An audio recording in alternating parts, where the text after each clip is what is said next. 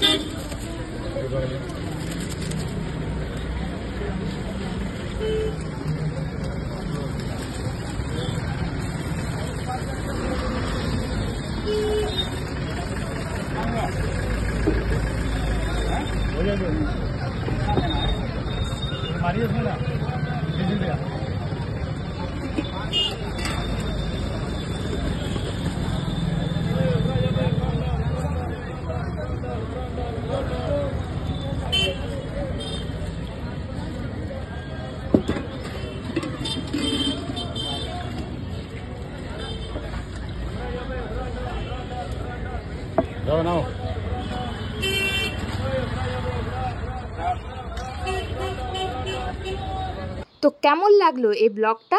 যদি ভালো লাগে তোমরা প্লিজ সবাই লাইক, কমেন্ট, শেয়ার আর সাবস্ক্রাইব করতে কেউ ভুলো না।